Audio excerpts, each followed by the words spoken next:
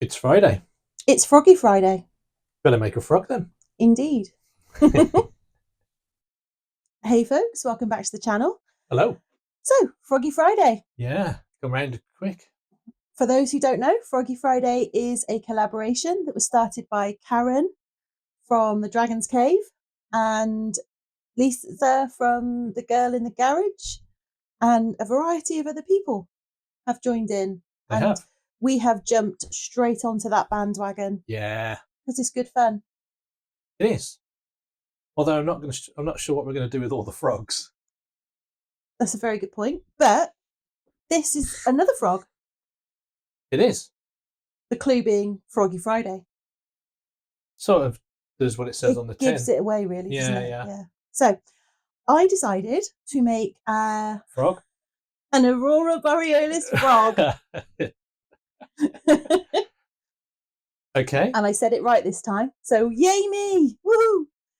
Now, the mould that I am using is a phenomenal mould that I got from Little Windows.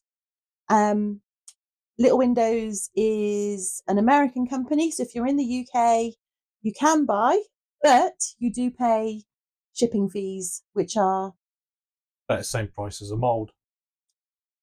I think the mould was cheaper than the shipping fees, which is why when I buy from Little Windows, I don't just buy one thing, I buy many things. Right, okay, that's your excuse and you're sticking to it. I feel that's a really good justification for buying multiple items from Little Windows. I will give you points for that. Yes. I thought that was good. Yeah. I've been thinking about that one all week. Yeah. So I have the mold that I've just put the black outline, and you can see some lines in it. That is transfer tape. Why? Because I put mica powder, and I didn't want the mica powder going inside the. Right. Okay. So I put that on to protect it. That's quite forethought on your part. I know. I'm impressed. I know. I know. I tell you, I'm getting good at this thing. Anyway, I then took some Aurora powder and painted the feet. And the desk. There was a little bit on the desk, but that's more drop off. Drop off. Drop off, yeah. Drop off. I don't know a better way to put it. It's the stuff that falls off my brush, so it's dropped off the brush. Drop off. No. And it's dropped off the mould as well. Look, see, like that. You got more on the. I did not. Oh shush. So then what I did is I took some black. Yeah. And I just did the toes. And the feet. And the feet. And a little bit of the legs. What? Why didn't you just use a bit of black UV? Because I didn't want to. I had other things to do. So when you said you've just done the toes, you've literally just done half the frog. No, I've just done the toes. Now, there is drip down. Drip down. These are all very technical terms I'm using.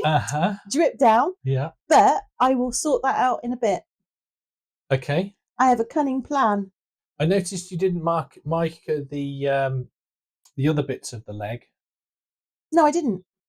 You mean the bits that I'm not supposed to do? Yes. No, I didn't, because I've now learnt that you're not supposed to do that bit.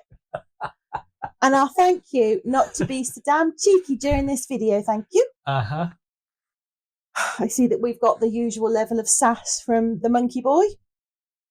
Ooh. Oh dear. Anyway, so I did far too much black.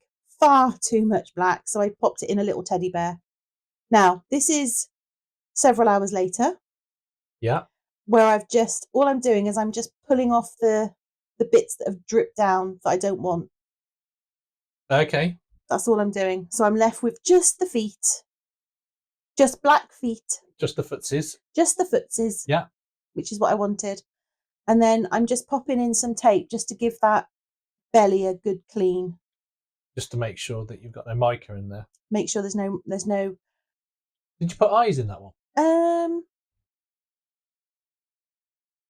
Might have done. Might not have done. Difficult to say. So you covered that up, but it looks like there was still mica. There was still a little bit in there. Yeah, mica is quite it's quite insistent, and these molds, because they are such high quality. I mean, they are probably the highest quality molds that I've got. To be fair, Yeah. They are incredibly static. So you put a bit of mica on, and it just goes whoosh, all over the place. Just loves it, and it loves it. It jumps out of the pot. It really does. Yeah. It literally jumps out, clings onto it, Yeah. and holds on for dear life. But I love these molds, so whatever. Yeah. And then what I decided to do was similar to what I did in Wednesday's video. I used the UV. Okay. The Let's Resin pre-mixed, pre-coloured UV. Yeah. And it's good stuff. So I've mixed up a bit of the dark. That looks like purple there. I may well have started with purple. Well, you did. Yeah. And then a bit of sparkly. There's always a bit of sparkly because you need stars. Yeah. No, I get that. Yeah. So I'm just sort of mixing it in and tipping the mould a little bit. So is that going to be? Are you going to do the gradient again, where you do? Yeah. Yeah. So you got okay. That looks like it was just a bit of willy-nilly. No, there was incredible thought that went into that. There's no willy-nillying here. It's all very, very well thought out, carefully crafted, placed intentionally. Yeah. See? Intentional placement. But it's all going to run together now. No, it's going to blend. It's going to blend. It's going to blend. Okay. It's not going to run together willy-nilly. It's going to blend. And I'm going to help it with my little blendy tool. Yeah.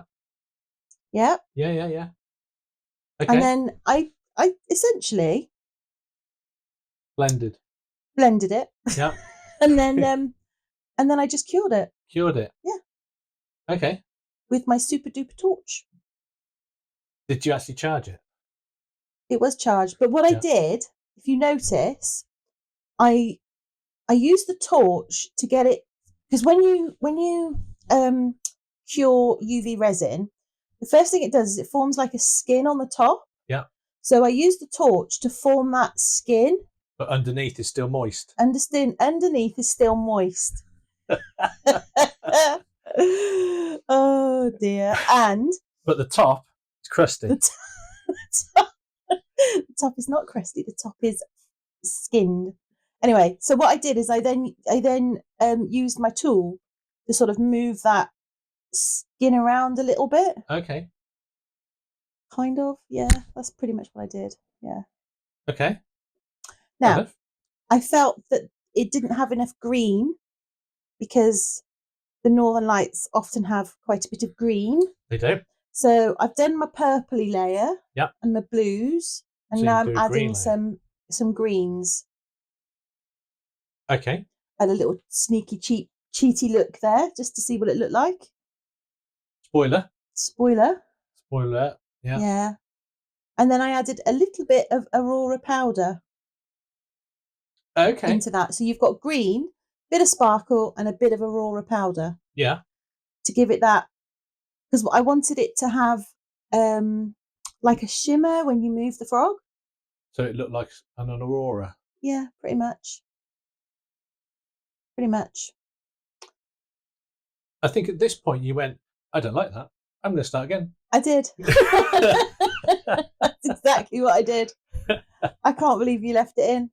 Why? Why wouldn't I? Well, because you're not supposed to leave everything in. Anyway, I decided I did not like that one. So I thought, right, let's do this again. Properly. Well, no, not properly, but differently. So I started off with the blue, and then I did each individual colour separately rather than put them all in. It's quite difficult because you've got that. Because it's concave. Yes, I was going to say concave. Was you now? Yes, I was.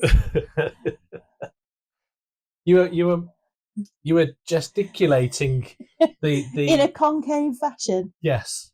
Yes, I know. But can you see that where I've dried the colour separately, it's given it slightly more of a. There's a more defined sort of look to it. I felt. You mean the last time when they all the colours just blended into one, and it just looked like muddy?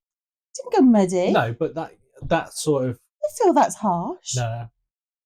It was not to my artistic liking. Okay. So I've dried the colours individually, a smidgen, to stop them moving around too much, and now I'm giving them a really good blast with the torch because I'm quite happy with it at that point. Yeah. And using your method, I'm waving the torch around like a crazy person because that often helps, with the curing process.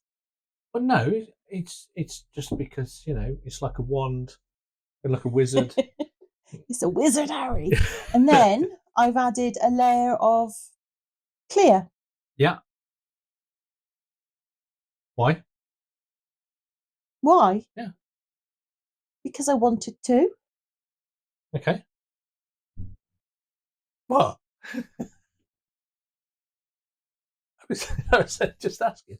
No, I added a layer of clear because then I wanted to add another layer of colours, and I wanted there to be a differentiation between the top layer and this layer. Ah. It's almost like you've actually got a plan for this one. Well, yes. Almost. Yes. It is, actually. I thought I planned it out very well. In my head as I went. Yeah. I planned it out as I was doing it. Yeah. I think you'll find that is actually called winging it. That doesn't sound like me. Anyway, I dried it under the light, the hot light. Yeah. And then I thought, need a bit more. So I put some clear UV and the Aurora powder. That's a nice colour. And then I did the very top layer or bottom layer, depending on how you're looking at it, in just that Aurora. That's a nice colour. I like that. Yes. I like that colour. Yeah. I like all my Aurora powders, though, to be fair. To be fair, they are stunning. And then I cured it from the top. I finished off what was in the pot because I thought, why not? Why not? Was that because it was too thick to do it in one layer? Yeah, pretty much. Because if it's too thick, it'll stay tacky. Yeah, it won't cure properly. No. So it won't go crusty. Won't go crusty. No. And then I just added a little bit of black over the top. That looks like it's actually mixing into the. It's mixing in with that very top layer. Right. Okay. But that is by design, because if you look, once it's kind of mixed, you get the black, but you get the shimmer in the black. Yeah. Rather than the shimmer and then the black. If that makes sense. Probably doesn't at all. But that is the finished roundy bit. Yeah. Oh. Those that are wondering what just happened, Nikki almost fell off her chair.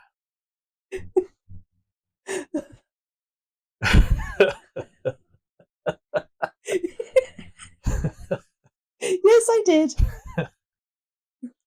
Now, and because this is the wobbly eyes going in. Oh dear. This is the wobbly eyes going in. Now, these wobbly eyes, I feel, gave me quite a bit of trouble. Is this the one where it kept floating? Might be. Because I know there was one that you were doing a frog, and every so often I kept hearing a little scream, and then you go in, it's floating. Yeah, that might be this one. Well, luckily, there's no sound when you get the videos, so it's all good.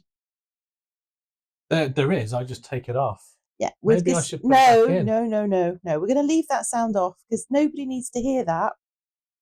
So I've got my wobbly eyes in, and if anyone's wondering why we use wobbly eyes and not the very pretty glass eyes that most people use, it's because, well, it's two reasons really. We don't have any of the nice glass eyes that everybody uses. That is a very good reason. And secondly, I've got loads of the wobbly eyes. The wobbly eyes. Yeah. So I'm just going to use the wobbly eyes until the wobbly eyes have all gone. And I quite like them. We're going to have quite a fair few frogs with wobbly eyes. Yes. Yes, we are. But, you know, it makes it ours. Yes. Yes, it does.